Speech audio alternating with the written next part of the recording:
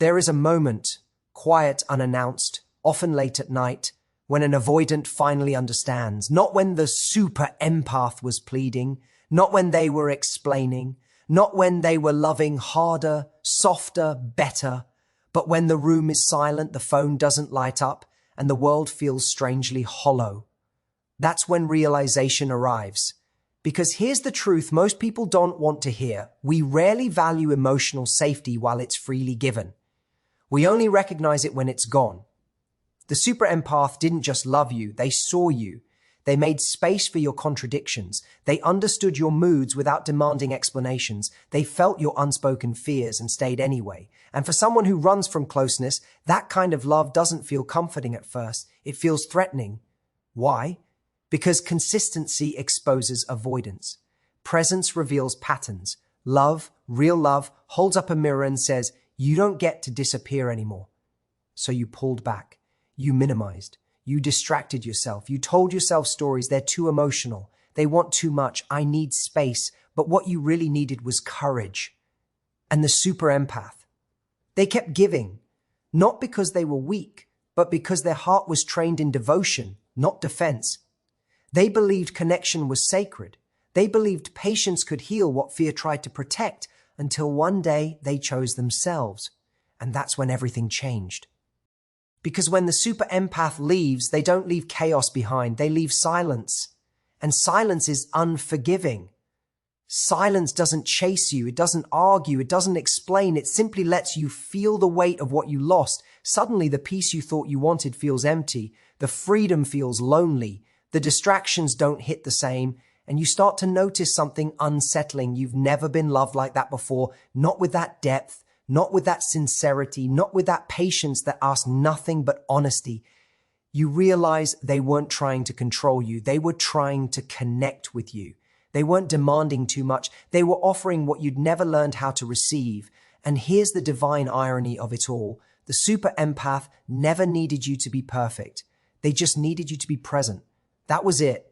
No grand gestures, no emotional speeches, just consistency, just truth, just courage. But avoidance convinces people that love must come with an escape plan. So when the super empath is gone, the avoidant is left with the one thing they've avoided all along, themselves. That's when memories resurface, the calm conversations, the way the super empath made life feel lighter even during storms, the way they believed in your potential when you doubted it. And you realize something painful but profound. They weren't draining your energy, they were grounding it. The lesson here isn't about regret. It's about awakening. Some people are not meant to stay forever. They are meant to teach you what love looks like when it's pure, intentional, and aligned with purpose. The super empath's role was never to chase you. It was to show you what's possible when the heart is open. And if you're listening to this wondering whether it's too late, understand this. Growth is always available. But access to a specific soul is not. The super empath didn't leave to punish you. They left to honor themselves. And in doing so, they left you with the most powerful gift of all. Truth. Truth about what you pushed away. Truth about what you feared. Truth about what love actually requires. And maybe, just maybe, that realization is the beginning of your healing. Because the moment you understand what the super empath meant, is the moment you can finally choose to become someone who knows how to love. The avoidant rarely understands the value of the super empath in real time because avoidance is not a lack of feeling. It is a fear of feeling too much. When closeness is present, when love is offered consistently and without conditions, the avoidant's nervous system doesn't register safety. It registers threat. Intimacy feels like exposure. Emotional availability feels like obligation. And so, while the super empath is there, showing up, listening deeply, offering reassurance, the avoidant is internally bracing for impact, scanning for ways to regain distance rather than appreciating what is being given. Clarity does not come in the presence of connection for an avoidant. It comes in the absence of it. Distance removes the pressure to perform, to respond, to be emotionally accountable. At first, that distance feels like relief. The mind quiets, the body relaxes. The avoidant tells themselves they are finally breathing again. They interpret the absence of the super empath as peace, not realizing that what they are experiencing is emotional numbing, not freedom. The super empath's love was subtle in its power. It didn't demand, it anchored. It didn't overwhelm, it regulated. It provided a consistent emotional rhythm that the avoidant had never learned to create for themselves. But consistency is invisible when it's always there. Like oxygen, it only becomes noticeable when it's gone. When the super empath steps away, the avoidant is left without that stabilizing presence. And that is when clarity begins to form. In the quiet that follows separation, there is no one absorbing emotional overflow, no one intuitively adjusting to moods, no one making space for internal chaos. The avoidant begins to feel a low-grade unease that doesn't have a clear source. They might call it boredom, restlessness, or dissatisfaction. But underneath it is the body recognizing the absence of regulation it once relied on without acknowledging. This is not longing yet, it is confusion, a subtle awareness that something essential has been removed. Time stretches this awareness into recognition. Moments that once fade, ordinary start to replay with new meaning. The calm conversations, the patience during shutdowns, the way the super empath didn't disappear during difficult moments. Distance allows the avoidant to reinterpret these memories without the fear response that intimacy triggered. For the first time, they can see the love without feeling trapped by it. This is where clarity deepens. The avoidant realizes the super empath was not asking for too much. They were offering something rare, emotional safety, consistency without control, presence without invasion. The very things the avoidant thought they didn't need were the things quietly holding them together. And now, without that presence, the avoidant must confront what was being carried on their behalf. Distance removes the super empath's mirror, but it also removes the distraction of avoidance. There is no longer anyone to project fears onto, no relationship dynamics to blame. The avoidant is left alone with their patterns, the urge to withdraw, the reflex to minimize connection, the belief that independence equals safety. And in that solitude, realization forms not as a dramatic revelation, but as a slow, undeniable truth. The clarity that distance brings is not gentle, it is sobering. It reveals that the super empath's value was never in what they did, but in who the avoidant was able to be around them. Calmer, more grounded, more real. The avoidant begins to understand that love didn't threaten their freedom, it exposed the parts of them that were still unhealed. By the time this realization fully lands, the super empath has often already moved on, not emotionally unavailable, but emotionally complete. And that is the final lesson distance teaches. Understanding always comes, but timing decides whether it becomes growth or regret. What the super empath offered was never perfection, and that is precisely why it was so powerful. Perfection is performative. It demands applause and creates pressure. Presence, on the other hand, is quiet, grounding, and deeply unsettling for someone who has learned to survive through emotional distance. The super empath didn't arrive with a checklist of how love should look. They arrived with availability, with attunement, with the willingness to sit in emotional spaces that most people rush to escape. They offered safety, not the kind that smothers or controls, but the kind that says, you can be exactly where you are, and I'm not leaving. For an avoidant, this kind of safety can feel foreign. It doesn't come with chaos, conflict, or emotional volatility, which are often mistaken for passion. Instead, it comes with steadiness. And steadiness can feel suspicious to someone whose nervous system associates closeness with eventual pain or loss of autonomy. The super empath listened beyond words. They noticed shifts in energy, pauses in conversation, the subtle withdrawal that happened long before silence. They didn't interrogate or accuse. They simply adjusted. They got Zace without punishment and closeness without demand. This wasn't accidental. It was intuitive. The super empath's emotional intelligence allowed them to meet the avoidant where they were, rather than forcing them to become someone else. But this level of presence is easy to underestimate because it doesn't announce itself. It doesn't create dramatic highs or emotional roller coasters. It creates calm. And calm doesn't feel exciting to someone who has learned to equate intensity with connection. The avoidant may have thought something's missing, when in reality what was missing was chaos. Emotional truth was another gift the super empath brought. They didn't hide their feelings, but they didn't weaponize them either. They spoke honestly, vulnerably, without manipulation. Their emotions weren't tools to control the relationship, they were bridges to understanding. For someone accustomed to emotional withdrawal, this transparency can feel overwhelming. Not because it's too much, but because it invites reciprocity. The super empath didn't demand emotional depth, but their openness made shallow connection impossible. Their presence gently asked the avoidant to show up, not through pressure, but through example. And that is often where resistance formed. Not because the super empath was asking for something unreasonable, but because they were modeling something the avoidant hadn't yet learned how to give. Consistency was the final, most misunderstood offering. The super empath showed up predictably, not obsessively, not anxiously, but reliably. Their care didn't fluctuate based on mood or reassurance. This consistency created an emotional baseline that the avoidant unconsciously leaned on. It regulated interactions, softened defenses, and created a sense of continuity that felt stabilizing even if it went unacknowledged. Yet consistency can be misread as pressure by someone who fears dependence. The avoidant may have felt watched or expected, not realizing that no performance was required. The super empath wasn't tracking mistakes. They were building trust. And trust, when unfamiliar, can feel heavier than conflict. Only later does the avoidant realize that what was offered was not perfection, but something far rarer, a safe emotional home.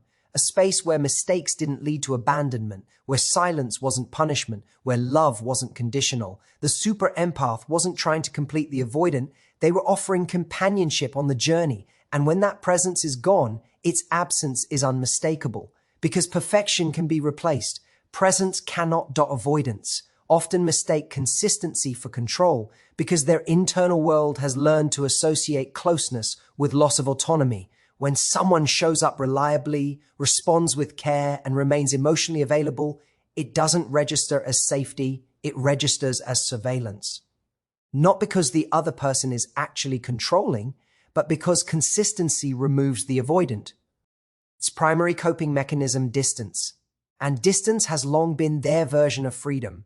Consistency from the super empath was never about monitoring or managing behavior. It was about creating emotional continuity. Calls were returned, conversations were followed through, feelings were remembered, needs were acknowledged. There were no disappearing acts or emotional games. But for someone whose nervous system equates unpredictability with safety, this steady presence can feel suffocating. The avoidant may start to feel as though they are expected to be emotionally on at all times, even when no such demand exists. Control feels overt. It has rules, punishments, ultimatums. Consistency, by contrast, is quiet. It doesn't threaten. It doesn't chase. It simply stays. And that staying can feel far more destabilizing to an avoidant than overt conflict ever could. Conflict allows withdrawal. Consistency requires awareness. The super empath didn't ask for constant reassurance or emotional labor. They simply didn't disappear. And in doing so, they removed the avoidant's ability to reset through absence. When there is no chaos to blame, no distance to hide behind, the avoidant is left face to face with their internal discomfort. That discomfort is often mislabeled as pressure coming from the other person, when in reality it is unresolved fear surfacing. This is where the misinterpretation begins. The avoidant may think, I feel trapped, not because anyone is trapping them, but because their emotional escape routes are closing. Consistency reveals patterns. It highlights avoidance. It brings attention to emotional habits that were previously invisible. And when awareness increases, so does resistance. Ironically, the super empath's consistency often made the avoidant more regulated, not less. Their presence lowered anxiety, created predictability, and allowed moments of genuine connection. But because regulation felt unfamiliar, the avoidant didn't recognize it as peace. They mistook calm for stagnation and steadiness for boredom. Without emotio, now spikes, the relationship felt flat even though it was stable. Over time, the avoidant may start pulling away, creating distance in subtle ways.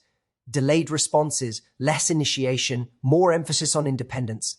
These behaviors are not acts of cruelty, they are attempts to restore a sense of control. Control, for the avoidant, means the ability to leave at any moment, emotionally or physically. Consistency threatens that illusion by proving that closeness doesn't automatically lead to catastrophe. The tragedy is that consistency was never meant to confine. It was meant to support. The super empath wasn't trying to limit freedom. They were offering reliability so that freedom didn't have to be defended. But the avoidance internal narrative reframed that gift as expectation, obligation, or emotional demand. Only after the super empath is gone does the distinction become clear. The consistency that once felt restrictive is now revealed as grounding. The predictability that felt like pressure is now missed as stability. Without it, relationships feel chaotic, shallow, or exhausting. The avoidant begins to notice how much energy goes into managing uncertainty, miscommunication, and emotional disconnection. That's when the realization lands. What was once labeled as control was actually care without conditions. The super empath wasn't trying to own them. They were trying to walk alongside them. And the space left behind by that lost consistency is not liberating. It's disorienting. In the absence of steady presence, the avoidant must now generate their own emotional regulation, something they had unconsciously outsourced. And that is when they finally understand that consistency was never the cage. It was the ground beneath their feet. The super empath loved without strategy, and that is what made their presence so rare and so disarming. There was no hidden agenda behind their affection, no calculation about when to pull back to gain leverage, no emotional withholding to create desire. Their love was not a tactic, it was an expression. They gave because connection felt natural to them, not because they were trying to secure attachment or control outcomes. In a world where most people love defensively, this kind of openness stands out. For an avoidant, love is often managed. Feelings are rationed. Vulnerability is measured. Connection is negotiated internally before it is ever expressed outwardly. This creates a subtle sense of strategy in relationships, not in a malicious way, but as a form of self-protection. The avoidant learns to stay one step ahead of intimacy to ensure they never need anyone too much. When they encounter someone who loves without keeping score, it disrupts that entire framework.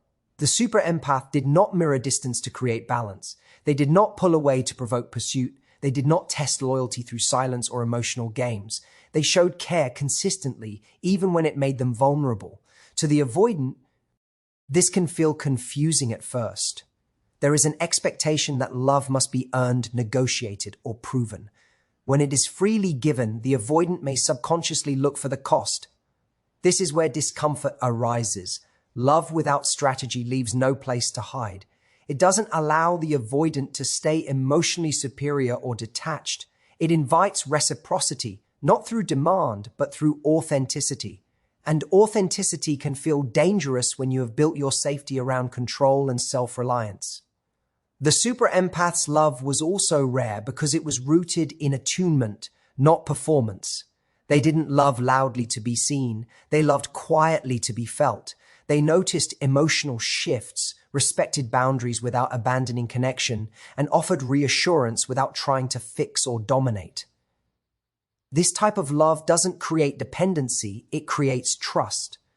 But trust requires surrender, and surrender is often the avoidant's greatest fear. Because there was no strategy, the super empath didn't know how to play the push and pull dynamic that many avoidants unconsciously expect. When the avoidant withdrew, the super empath didn't retaliate or manipulate. They communicated, they adjusted, they held space. This removed the familiar rhythm of pursuit and retreat that keeps avoidance comfortable. Instead of drama, there was clarity. Instead of tension, there was understanding. Paradoxically, this made the super empath feel even more irreplaceable over time. Their love didn't create adrenaline, it created peace. And peace, when unfamiliar, can feel unexciting or even unsettling. The avoidant might have interpreted this calm as lack of chemistry, not realizing that what was missing was emotional chaos, not connection. Only later does the full weight of this rarity become clear. After encountering relationships filled with games, mixed signals, emotional unavailability, or conditional affection, the avoidant begins to recognize what was lost. They remember how safe it felt to be accepted without performance, how there was no need to impress, prove, or protect, how love didn't feel like something to manage. The super empath's lack of strategy was not naivete, it was integrity. They loved in alignment with their values, not out of fear. And that is why their absence is felt so deeply. Strategic love can be replaced, another person can learn the same tactics, but love that comes from pure intention, emotional presence, and genuine care is not easily replicated. When the avoidant finally understands this, is often accompanied by a quiet grief. Not just for the person they lost, but for the version of themselves that was safest, most grounded, and most real in that love. Loss becomes the teacher that intimacy once tried to be, because avoidants often learn only when the emotional stakes are no longer abstract. While the relationship exists, the lessons of closeness feel theoretical, optional, and easy to postpone. Intimacy asks for presence, reflection, and emotional risk in real time. And for someone who survives through distance, those requests feel intrusive. Love speaks softly, but avoidance speaks louder. It convinces the avoidant that there will always be time later to understand, to show up, to change. During the relationship, the super empath often tried to teach through patience, through consistency, through communication. They modeled what emotional safety looked like by offering it. They demonstrated trust by staying. They showed what repair looked like by choosing dialogue over withdrawal. But these lessons required participation, and participation required vulnerability. The avoidant may have intellectually understood what was being offered, yet emotionally dismissed its urgency. Intimacy tries to teach gently. It says, "You are safe here." It invites growth through connection, not pain, but for an avoidant, safety itself can feel destabilizing. Without the familiar adrenaline of emotional distance, there is nothing to distract from unresolved wounds. So the avoidant resists the lesson, minimizes it, or avoids it altogether. They believe they are protecting themselves, not realizing they are delaying their own evolution. When loss occurs, the lesson changes its tone. There is no longer a buffer of presence to soften the impact. The super empath is no longer there to explain, reassure, or hold emotional space. The avoidant is left alone with the consequences of what was not learned in time. And unlike intimacy, loss does not negotiate. It does not adjust its pace to match comfort. It teaches through absence, contrast, and regret. Loss introduces clarity by removing the emotional support that once made life feel manageable. The avoidant begins to notice how much was being held for them, how conflicts didn't escalate, how emotional missteps were met with understanding rather than punishment, how silence was met with patience instead of abandonment. These realizations don't arrive all at once. They accumulate slowly through moments that feel harder than they should. What intimacy tried to teach about emotional responsibility, loss teaches through necessity. Without the super empath, the avoidant must now self-regulate feelings that were once gently co-regulated. They must face discomfort instead of withdrawing from it. They must sit with emotional weight instead of handing it off to someone who knew how to carry it without complaint. Loss also strips away narratives. During the relationship, the avoidant may have believed they were leaving to gain freedom, peace, or clarity. After the loss, those stories collapse under lived experience. Freedom feels lonely. Peace feels empty. Clarity arrives, but it is painful and late. The avoidant realizes that intimacy was not the problem. Avoidance was. This is where the lesson becomes unavoidable. The super empath's absence creates a contrast that intimacy never could. The avoidant sees how rare it was to be met with such understanding, such patience, such emotional generosity. Loss teaches by comparison, and the comparison is unforgiving. Every new connection feels thinner, more conditional, more effortful. The cruel irony is that intimacy would have taught these lessons without pain if it had been allowed to. It offered growth through presence rather than through grief. But when intimacy is rejected, loss takes over as the instructor. And loss is strict. It doesn't soften its edges. It teaches by letting the avoidant feel exactly what was lost. This is not punishment. It is consequence. And consequence is often the only language avoidance truly understands. Realization comes too late when healing was resisted too early because avoidance is not a lack of awareness. It is a postponement of responsibility. The avoidant often senses on some level that the connection with the super empath is different, deeper, safer, more meaningful than what they have known before. But sensing something and engaging with it are two very different things. Healing asks for presence, accountability, and the willingness to feel discomfort now rather than later. Avoidance chooses later every time. Early in the connection, there are moments when the avoidant feels the invitation to grow, a conversation that opens a door to vulnerability, a conflict that could lead to repair, a quiet moment where emotional closeness feels possible. These are the points where healing tries to enter, but healing requires slowing down, staying, and feeling.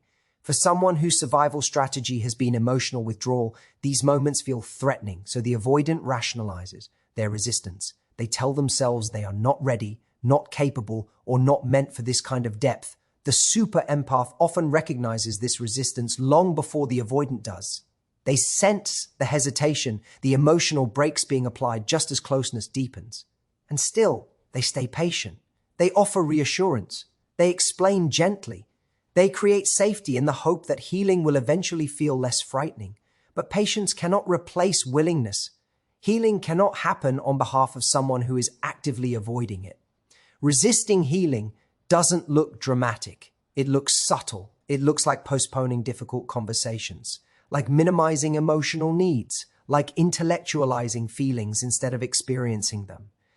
The avoidant may even believe they are being honest by saying, "This is just how I am," without realizing that this statement is a shield, not a truth. Time passes, and the relationship continues in this suspended state. The super empath carries more emotional weight, hoping consistency will eventually lower defenses. The avoidant remains emotionally half present, believing that keeping distance is safer than risking change. In this space, healing waits. It doesn't force itself, it simply remains available. When the relationship ends, healing no longer has an entry point. The super empath's departure closes the door that was once gently open. And this is when realization arrives, not as an opportunity, but as a reckoning. The avoidant finally understands what was being offered only after it can no longer be received. This realization feels cruel because it is accurate. The avoidant sees that the super empath was not asking for transformation overnight. They were asking for effort, for honesty, for presence, things that felt impossible then but now feel necessary. The pain comes from recognizing that healing was available in a safe, supportive environment, and it was declined. Realization after loss carries a different weight than realization during connection. It is heavier, lonelier, and stripped of reassurance. There is no one to process it with, no one to soften its edges. The avoidant must sit alone with the understanding that what they feared confronting then has followed them anyway. The late arrival of realization exposes the cost of resistance. Patter. NS repeat. Connections fail. Emotional distance no longer feels empowering, it feels isolating. And slowly, the avoidant sees that the super empath wasn't the source of discomfort, growth was, and growth was avoided. By the time this truth fully settles, the timing has changed. Healing now must happen without the person who once made it feel safe. The avoidant must do the work alone that they could have done alongside someone who cared deeply. This is why the realization feels late. Not because understanding didn't exist before, but because action was deferred. Healing waited patiently. Avoidance chose delay. And realization arrived only when delay was no longer an option. The super empath's absence becomes the mirror, because presence once softened what absence now exposes. While they were there, their understanding absorbed emotional rough edges. Their patience buffered self-reflection. Their willingness to stay made it possible for the avoidant to remain partially unconscious of their own patterns. Love, when generous, can unintentionally shield someone from fully seeing themselves, not by hiding the truth, but by carrying what the other person is not yet willing to face. When the super empath leaves, that buffer disappears. There is no longer anyone translating emotions, smoothing missteps, or intuitively adjusting to emotional withdrawal. The avoidant is left in unfiltered contact with their own behaviors and their consequences. This is when absence turns into a mirror. A gentle one, but an honest one. In relationships, it is easy for avoidance to externalize discomfort. If closeness feels overwhelming, it must be because the other person wants too much. If tension arises, it must be because expectations are unreasonable. The super empath's empathy often reinforced this illusion by taking responsibility for emotional balance. They explained, adjusted, and reassured, allowing the avoidant to believe the issue was relational rather than internal. Without that presence, there is no one to absorb projection. Patterns that once felt justified now stand alone. The avoidant notices how often they withdraw when intimacy deepens, how silence becomes a default response to discomfort, how emotional distancing creates temporary relief followed by long-term dissatisfaction.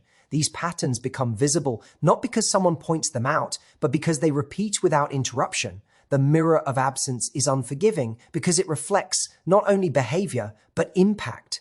The avoidant begins to see how their withdrawal affects others, how connections fade, how intimacy dissolves, how people eventually stop reaching. The super empath was often the exception, the one who stayed longer, tried harder, understood deeper. Their absence highlights how rare that level of patience truly was. This mirror also reflects what the avoidant received without recognizing it. Emotional regulation, stability, a sense of being known without being judged. Without the super empath, the avoidant feels dysregulated more often. Emotional highs and lows become sharper. Relationships feel more effortful. The avoidant may struggle to recreate the sense of ease they once experienced, not realizing that ease came from being emotionally met. Growth begins when the avoidant recognizes that the common denominator in their relational history is not the partners who left, but the patterns that persist. Absence creates the space for this realization because there is no longer a relationship to focus on fixing. Attention turns inward, sometimes unwillingly. The avoidant confronts the truth that emotional distance has protected them from pain, but also from depth. The super empath's absence does not accuse. It does not explain. It simply reflects. It shows the avoidant who they are when no one is compensating for their avoidance. This reflection can be deeply uncomfortable, but it is also clarifying. For the first time, the avoidant sees that connection was not lost because it was unsafe, but because it required participation. The mirror also reveals potential.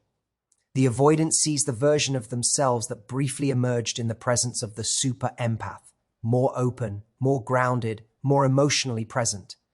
That version now feels distant but not impossible. The absence highlights, whoa, T is missing, but also what could be rebuilt through conscious effort. In this way, the super empath continues to teach even after leaving, not through words or patience, but through contrast. Their absence shows the avoidant the cost of emotional avoidance and the value of emotional courage. The mirror cannot be unseen once it appears, and self-awareness, once activated, becomes the first step toward growth. Thank you for sharing your time and thoughts with me. Your presence made this conversation meaningful. Wishing you clarity, strength, and peace on your journey. Goodbye for now.